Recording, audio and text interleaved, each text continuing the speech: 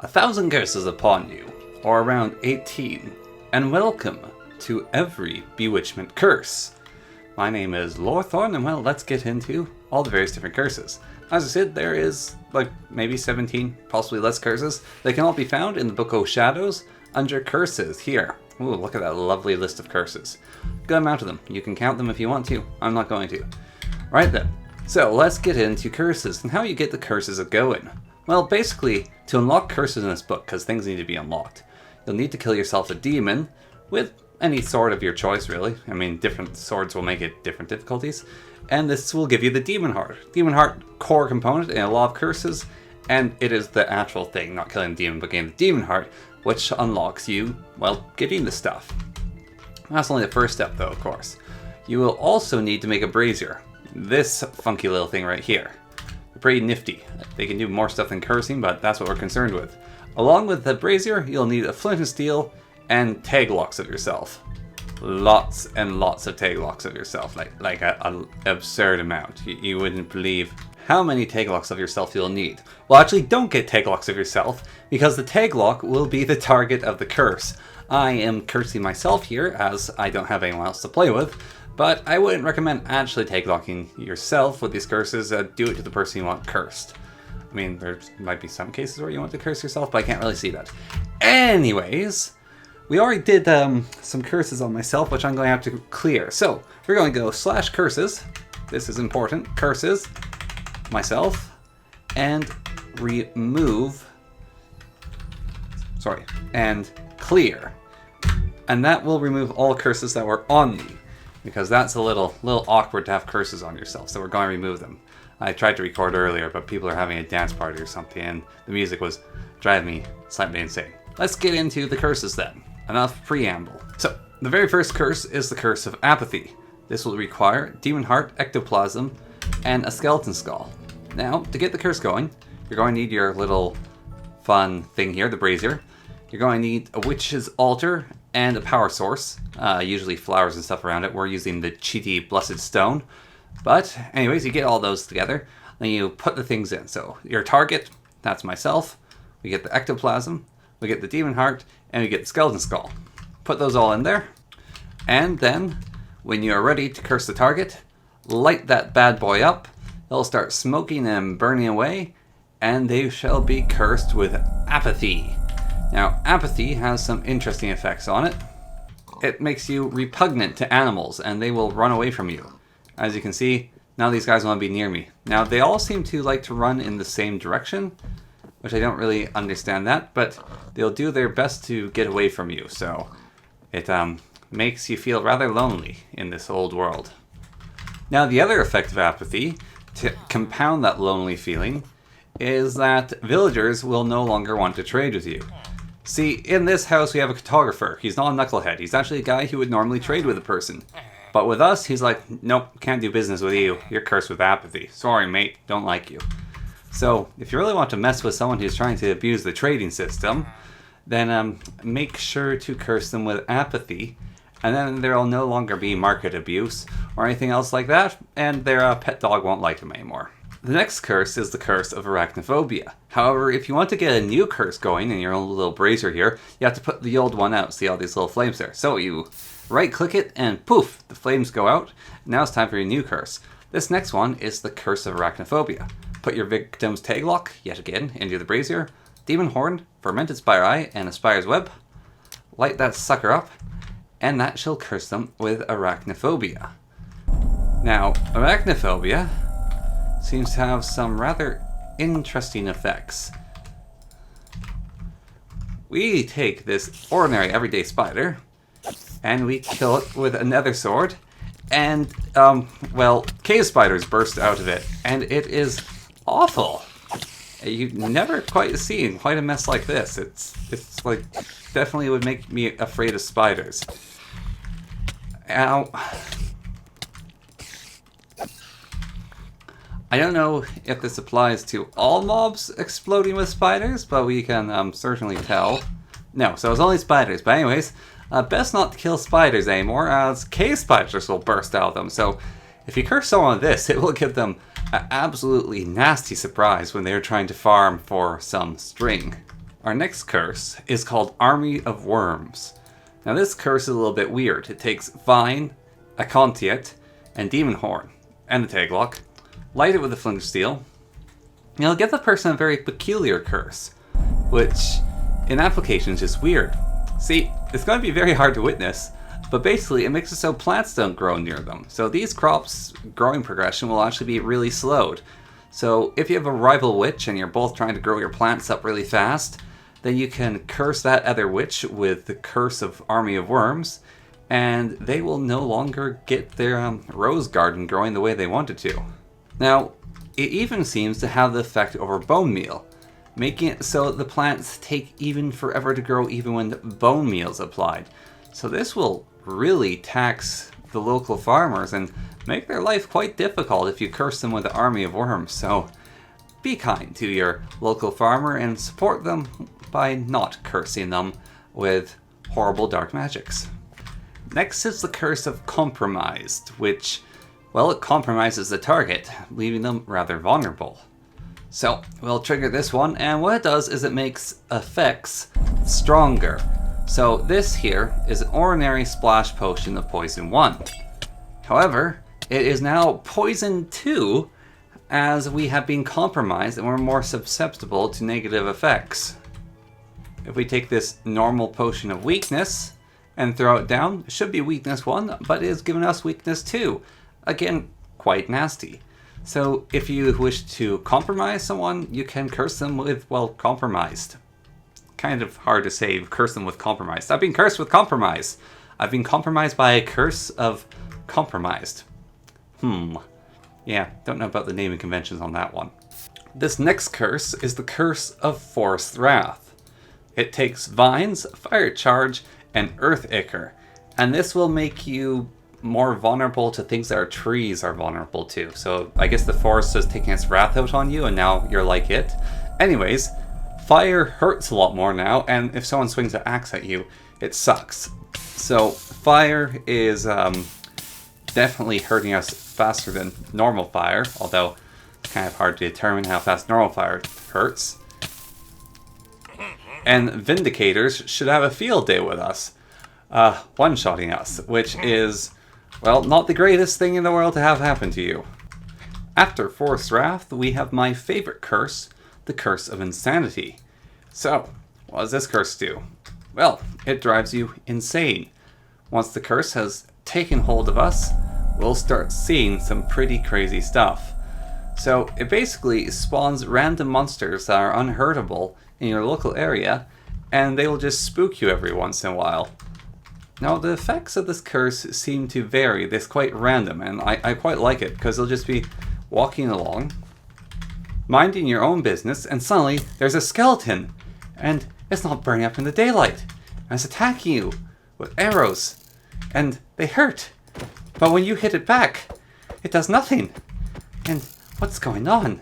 How could this be? There is some sort of monster out here, an insane entity that is striking you, but you can't strike it back. And they're actually not meant to be able to hurt you. However, the skeletons cause a bit of a bug, in which they get around that by shooting with arrow entities, and that's actually really bad. Like, really, really bad bug.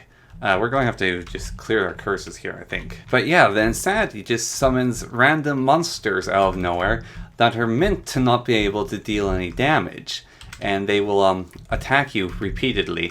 However, it appears that the skeleton hallucinations fire very real and non-hallucinatory arrows, so that's fun.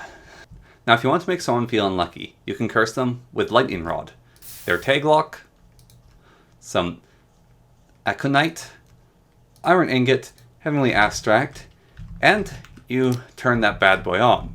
Now you're like, okay, that's just the curse, but what does it actually do?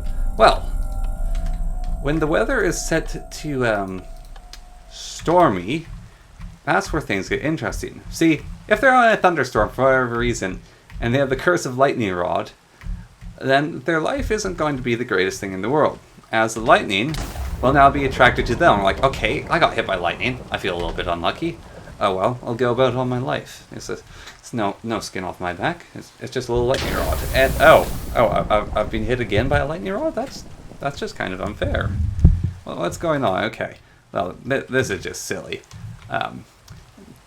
Okay, but it's still a coincidence. Twice is still a coincidence. I mean, it's a little odd, but once is random, twice a coincidence. I'm fine though.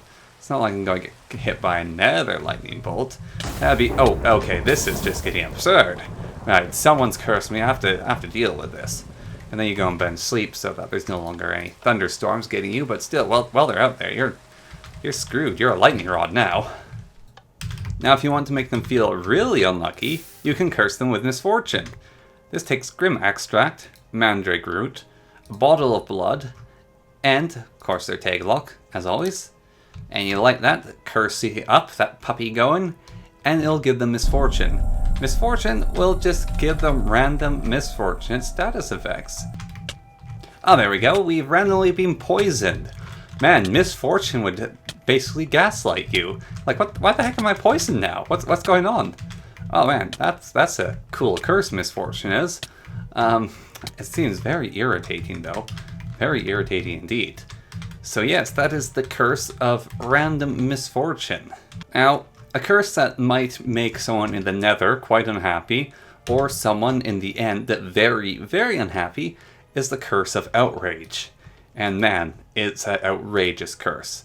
So, when someone's being cursed with outrage, taking the nether wart, blood, and I believe that was crystals of some sort, and nether crystals, nether quartz, yes.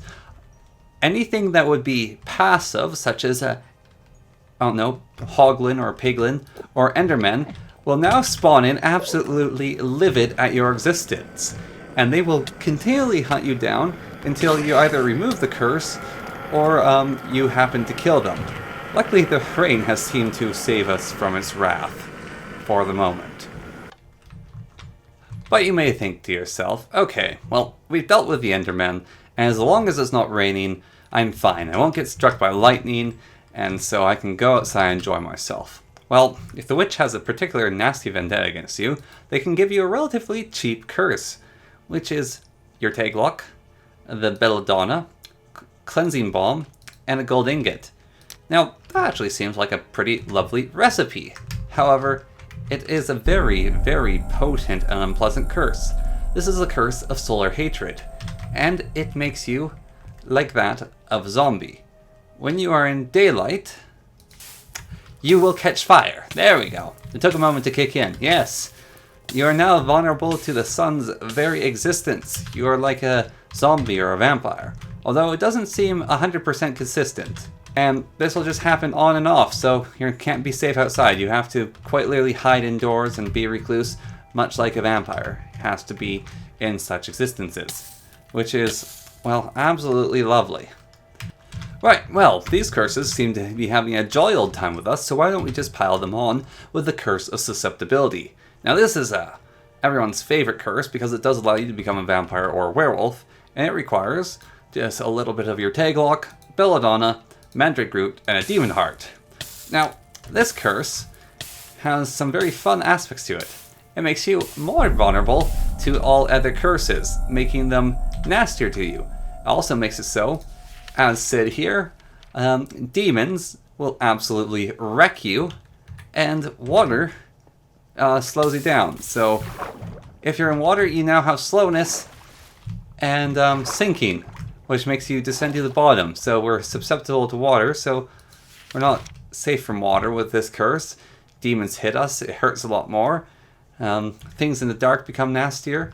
Poison is also worse, so if we take a trusty old poison bottle here, yep, it's, holy cow, that is painful poison.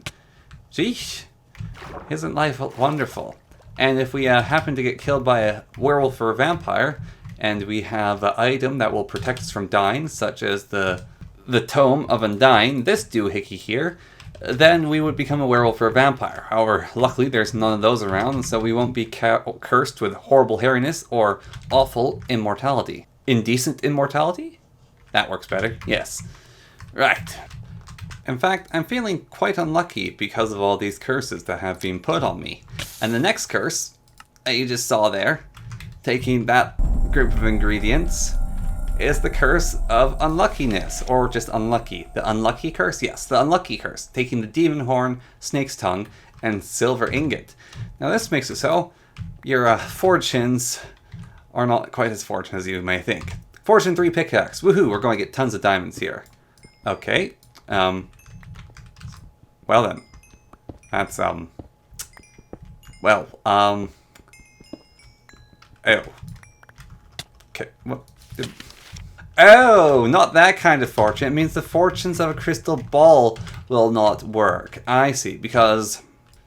Right, because you take yourself a crystal ball and you put it down, and when you look into a crystal ball, it'll tell you something about your future. So, powerful beast awaits me. You see here, crystal ball is when you use it with ME in your altar, then it will give you a fortune.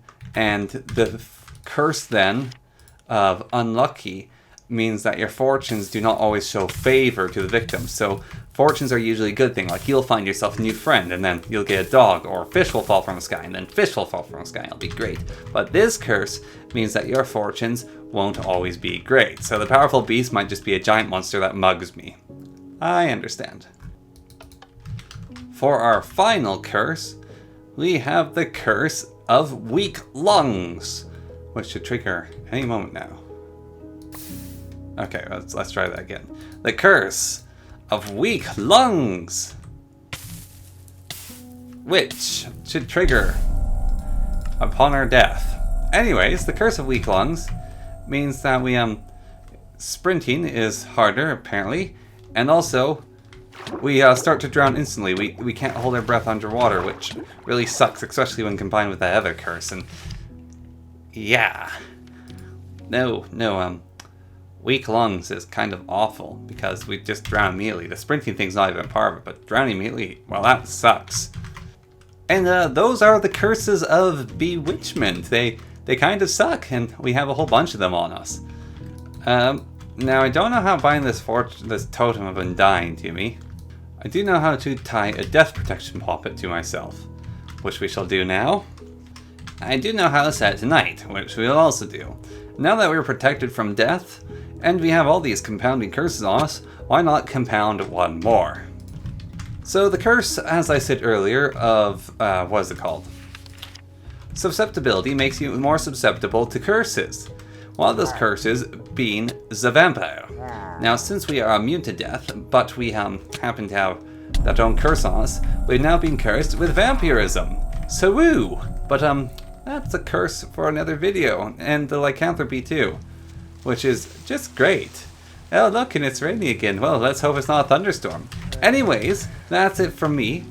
That is all the curses in Bewitchment. Let me know what other kinds of videos of Minecraft Bewitchment you'd like to see, if you want to see items, or perhaps all the various different plants, because there's actually more plants, or you want to see all the sigils or all the brews. Any one of those, let me know what you want next. I think I'm probably going to do items next just because someone wants to understand those, and that will also probably have how to get max altar power in it as well, as that seems like a good idea to have mixed into that whole shebang. Anyways, any other videos you'd also like to see of Minecraft mod reviewing, or other kinds of mods? Totally willing to try other video game mods and review those and show how-tos and show showcases and all that good stuff. Oh, hello, Mr. Werewolf. Yes, we shall do all that great and wonderful stuff. So anyways, and as always, until next time, goodbye.